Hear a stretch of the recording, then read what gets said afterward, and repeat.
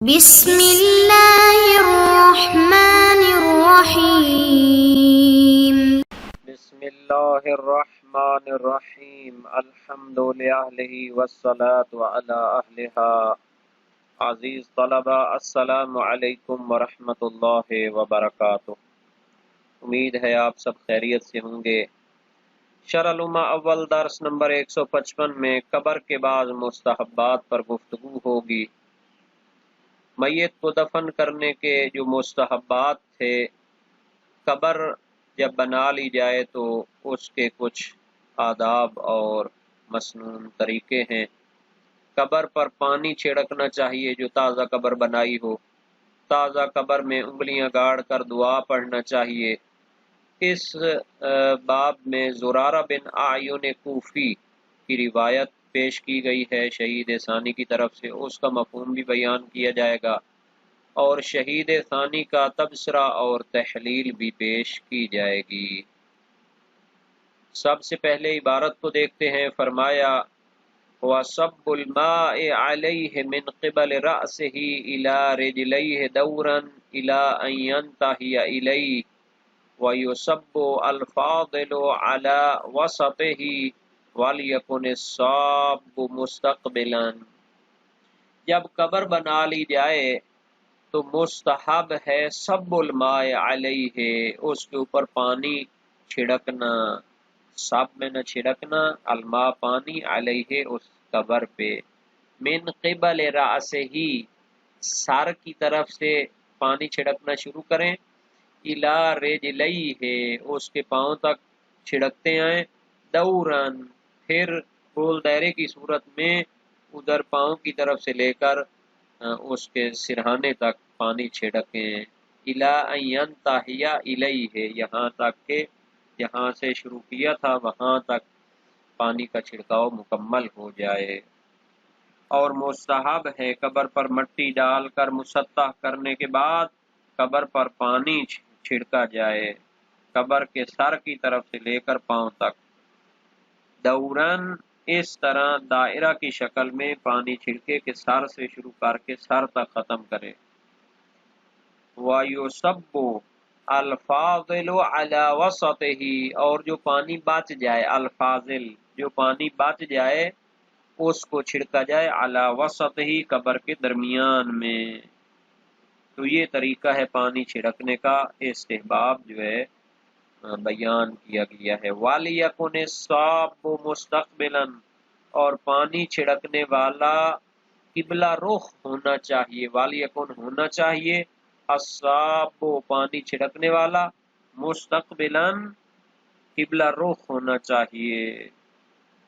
تو یہ جو استحباب ہے کہ قبر بنانے کے بعد تازہ قبر جو ہوتی ہے اس کے اوپر پانی چھڑکا جائے، اور سر سے شروع کر کے 35 تک اور 35 سے لے کر پھر سر تک اس کو چھڑکا جائے، اور جو پانی بچ جائے وہ اس قبر کے درمیان میں ڈالا جائے، اور پانی چھڑکنے والا قبلہ رخ ہو۔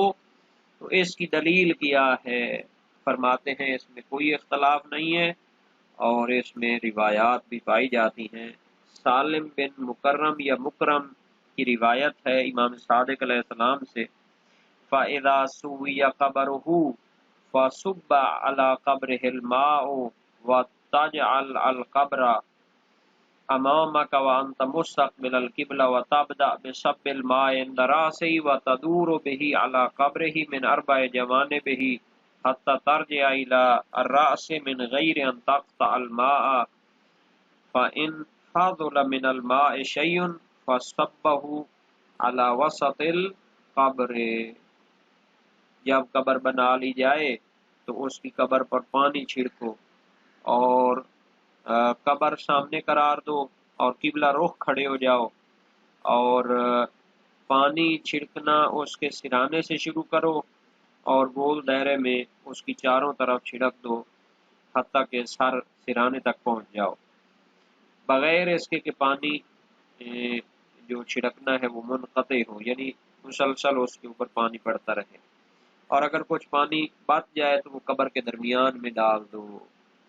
اور ابن ابی عمیر ازدی کوفی کی روایت ہے بعض اصحاب کے واسطے سے امام صادق علیہ السلام سے، فی رش الماء علی القبر، قبر پر پانی چھڑکنے کے بارے میں فرمایا یتجافى عنہ العذاب ما دام النداء فی التراب، جب تک مٹی میں رطوبت رہے گی تو اس سے عذاب کو ہٹا لیا جائے گا۔ سبحان اللہ، کیسے بہانے ڈھونڈتی ہے رحمت خداوند۔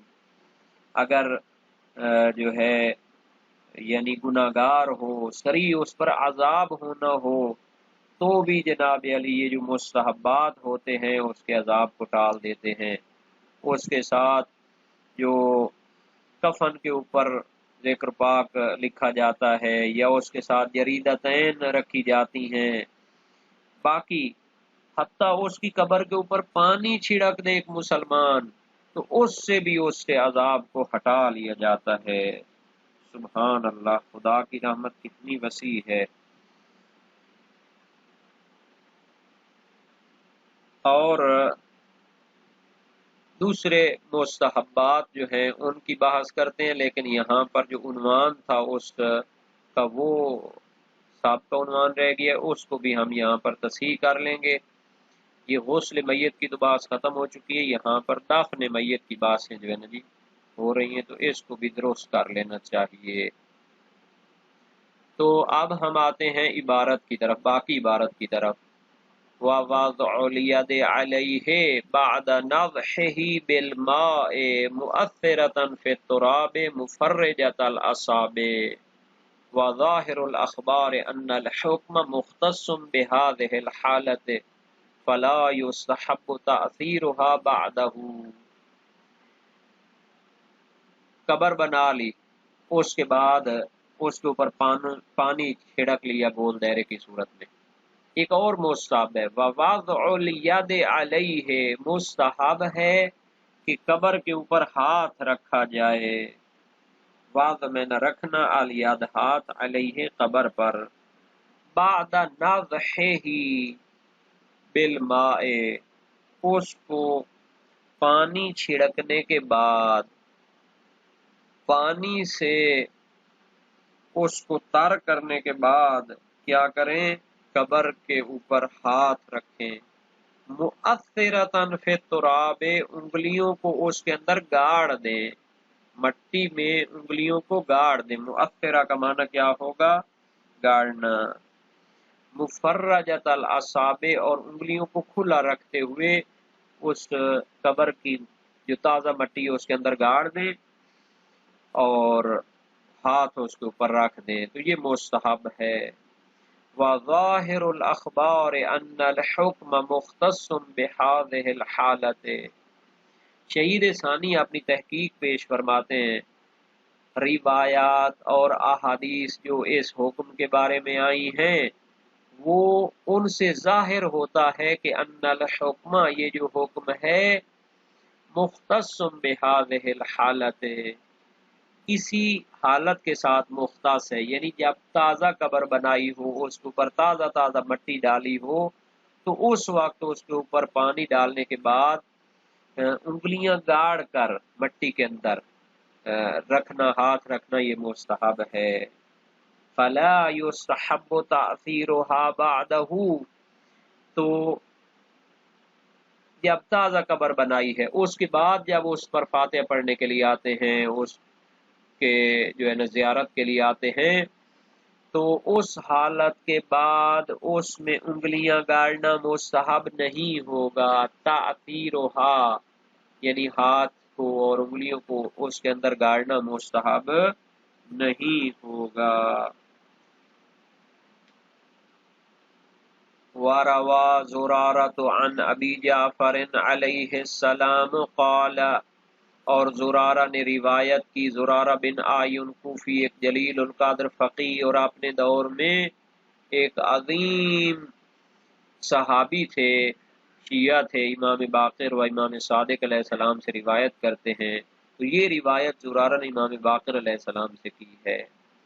اور یاد رہے، روا زرارہ، تو زرارہ نے روایت کی امام باقر علیہ السلام سے، اس سے ظاہر ہوتا ہے کہ ایک روایت ہوگی، حالانکہ اس کی سند بھی معتبر اور صحیح ہے، تو یہ صحیح ہے، زرارہ امام باقر علیہ السلام سے فرمایا اذا حثی علیہ التراب وسوی قبرہ فضع کفک علی قبرہ عند راسہ وفرج اصابعک واغمز کفک علیہ بعدما ينضح بالماء اذا حثی علیہ التراب، جب میت کے اوپر مٹی ڈال دی جائے، اسے دفن کر دیا جائے. حثی علیہ التراب، جب اس کے اوپر مٹی ڈال دی جائے.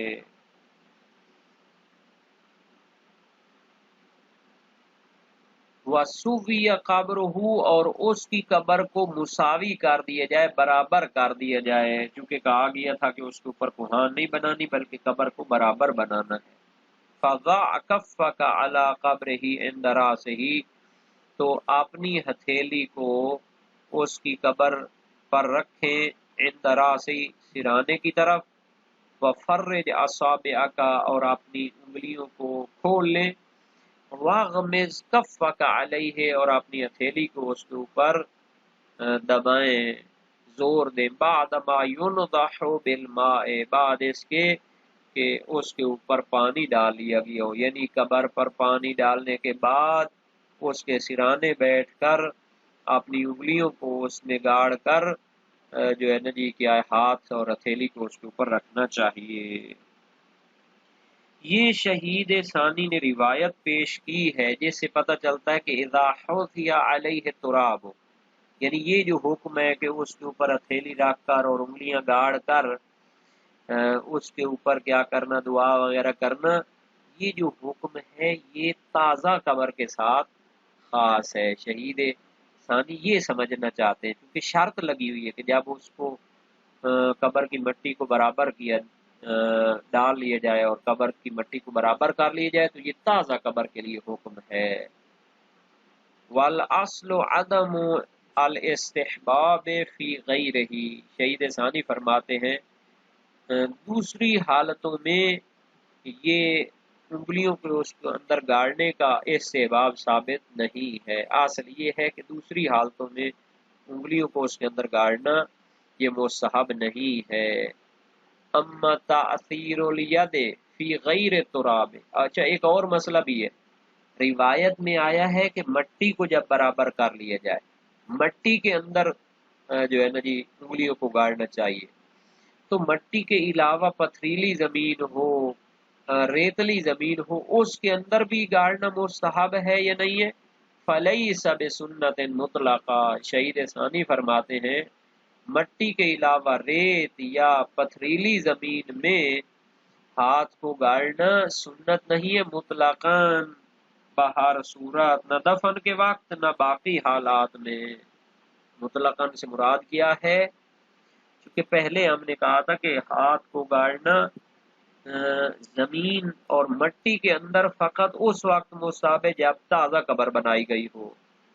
تو غیر تراب، مٹی کے علاوہ دوسری جو پتھریلی زمین ہے یا ریتلی زمین ہے اس کے اندر مطلقاً سنت نہیں ہے. مطلقاً سے کیا مراد ہوگا؟ یعنی چاہے تازہ قبر بنائی گئی ہو چاہے بعد میں کبھی اس کی زیارت کے لیے آئے تو یہ سنت نہیں ہوگا.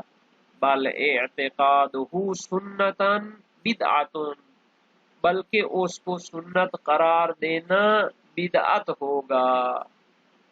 کیوں؟ کیونکہ روایت سے شہید ثانی نے کیا سمجھا ہے کہ قبر کی مٹی کو جب برابر کر لیا جائے اور اس پر پانی ڈال لیا جائے تو اس کے اوپر اپنی انگلیوں کو گاڑنا چاہیے.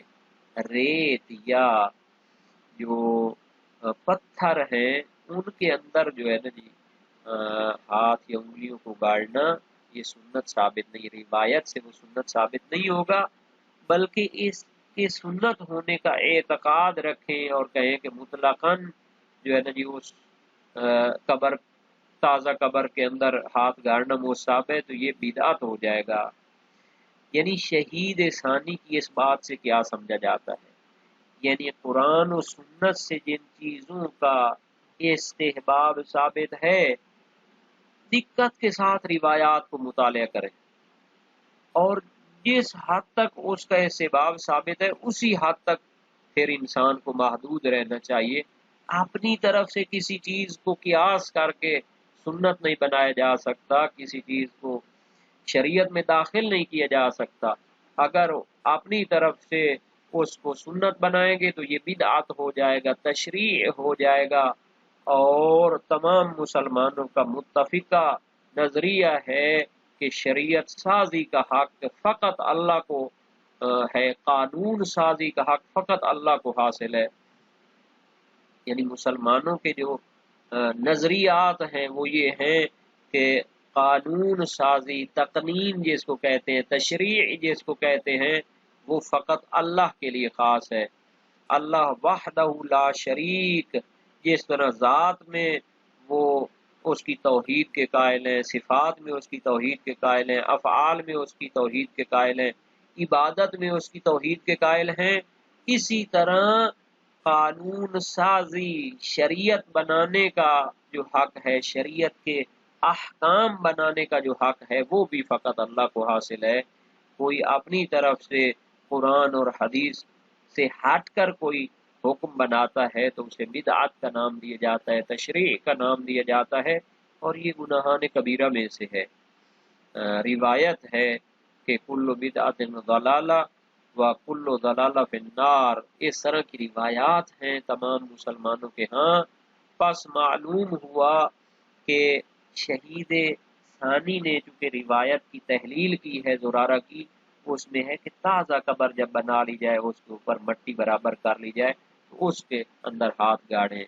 تو اگر مٹی کے علاوہ کسی چیز سے قبر بنائی گئی ہو، ریت سے یا پتھر سے، تو پھر اس کے اندر ہاتھ گاڑنے سنت نہیں ہوں گے۔ مترحما علیہ بما شاء من الالفاظ، جن الفاظ کے ساتھ چاہے مرحوم کے لیے رحمت کی دعا کرے، افضل ہو، اور اس کا افضل اور بہترین طریقہ کیا ہے، اللہم جافی الارض عن جنبیہ واسعد الیک روحہ ولقہ منک رضوانا واسکن قبرہ من رحمتک ما تغنیہ عن رحمت من سواک وکذا یقولہ کلما زارہ مستقبلا، اور اس کے قبر پر بیٹھ کر اور ہاتھوں کو گاڑ کر اس کے لیے رحمت کی دعا کرنی چاہیے، اور اس کا افضل لفظ کیا ہے، منقول دعا ہے، خدا بندہ اللہم یا فی الارض عن جنبیہ، وسیع اور کشادہ کر دے زمین کو اس میت کے دونوں طرف، یعنی اس کی قبر کو وسیع اور کشادہ فرما، واسعد الیک روحہ، اور اپنی طرف اس کی روح کو اٹھا لے، بلند کر لے، وَلَقْتَهِ مِنْكَ رِضْوَانًا، اور اسے اپنی ملاقات اور قرب عطا فرما، وَأَسْكِنْ قَبْرَهُ مِنْ رَحْمَتِكَ مَا تُغْنِيهِ عَنْ رَحْمَتِ مَنْ سِوَاكَ، اور اس کی قبر میں اپنی رحمت کا بسیرا فرما جس سے اسے بے نیاز کر دے اپنی رحمت کے سوا دوسرے لوگوں کی رحمت سے اسے بے نیاز کر لے، کیونکہ مرنے کے بعد تو اور اس کا کوئی پرسان حال نہیں ہے، کوئی دوسرا اس کو فائدہ نہیں پہنچا سکتا، تو ہی رحیم و کریم ہے، قرار دے اس کی قبر میں اپنی اتنی رحمت کہ جو بے نیاز کر دے اسے تیرے غیر کی رحمت سے۔ وَقَذَا يَقُولُهُ كُلَّمَا زَارَهُ مُسْتَقْبِلًا، اور اسی طرح کہے جب بھی اس کی زیارت کے لیے آئے، قبلہ رخ ہو کر یہ دعائیں پڑھنی چاہیے۔ تو بہرحال یہ جو استحباب ہیں روایات وغیرہ سے ثابت ہیں، وقت بھی کافی ہو چکا ہے تو ہم اس کو کیا کرتے ہیں، مختصر طور پر بیان کر دیتے ہیں کہ جناب علی یہ جو تھا اس کی قبر پر پانی ڈال کر اس میں انگلیاں جو ہے جی گاڑ کر تازہ قبر پر کیا کرنا چاہیے، دعا وغیرہ پڑھنی چاہیے۔ تو فرماتے ہیں دفن کے علاوہ دوسری حالتوں میں جو شہید نے فرمایا ہے کہ استحباب ثابت نہیں ہے، مگر شہید اول نے ذکر شیعہ میں فرمایا ہے کہ جب بھی زیارت کرے، بعد میں بھی جب زیارت کرے تو ہاتھ اس کے اوپر رکھ کر وہ دعائیں پڑھے۔ کیوں؟ ہاتھ گاڑنا تو چلو وہ علیحدہ مسئلہ ہے، لیکن ہاتھ رکھ کر اس کو دعا کرے۔ اور اس کے لیے محمد بن احمد کی روایت ہے، کنت بفیدہ فمشیت مع علی بن بلال الی قبر محمد بن اسماعیل بن وزید، میں فید کے علاقے میں تھا، یہ جو ہے نا جی انہی علاقوں میں سے عربی، اور میں جناب علی بن بلال کے ساتھ محمد بن اسماعیل بن وزید ایک جلیل القدر شخصیت ان کی قبر پہ آیا، تو ابن بلال نے مجھے کہا، مجھے اس محمد بن اسماعیل مرحوم نے امام رضا علیہ السلام سے روایت بیان کی تھی، وہ جلیل القدر شخصیت تھے، من اتا قبر اخیہ ثم وضع یدہ علی القبر فقرأ انا انزلناہ فی لیلۃ القدر 7 مرات امن من یوم الفزع الاکبر او یوم الفزع، جو بندہ اپنے بھائی کی قبر کی زیارت کرے اور اس پر اپنا ہاتھ رکھ کر انا انزلناہ فی لیلۃ القدر کو 7 مرتبہ پڑھے تو قیامت کے دن کے جو ہے نا جی عذاب یا اس کی ہولناکیوں سے بچ جائے گا۔ اور مٹی کے علاوہ میں شہید اول نے دقت فرمائی ہے کہ مٹی کے علاوہ میں مطلقاً ہاتھ گاڑنا تو وہ جو ہے نا جی کیا ہے، مستحب نہیں ہے، بلکہ اس کو سنت سمجھنا بدعت ہے، لیکن اس میں بحث کی گنجائش ہے، چونکہ آغا جو ہے نا جی فرماتے ہیں شہید ثانی کے صحیح زرارہ جو ہے وہ اس کو شامل نہیں ہے، حالانکہ شہید زرارہ بن اعین کی جو روایت ہے وہ مطلق ہے، اس کا معنی وسیع ہے، قبر وہ جب دیکھا جائے قبر ریت سے بنائی گئی ہو، پتھریلی کنکریوں سے بنائی گئی ہو تو ان کو بھی شامل ہے۔ اور یہ جو کہا ہے کہ اس کے لیے رحمت کی دعا کرنی چاہیے، تو یہ جو دعا منقول ہے یہ محمد بن مسلم نے امام باقر علیہ السلام سے روایت نقل کی ہے، یہ ابواب دفن میں باب نمبر 29 میں موجود ہے۔ خدا تعالی تمام مومن مرحومین کے درجات بلند فرمائے اور ان کو جوار رحمت میں جگہ دے۔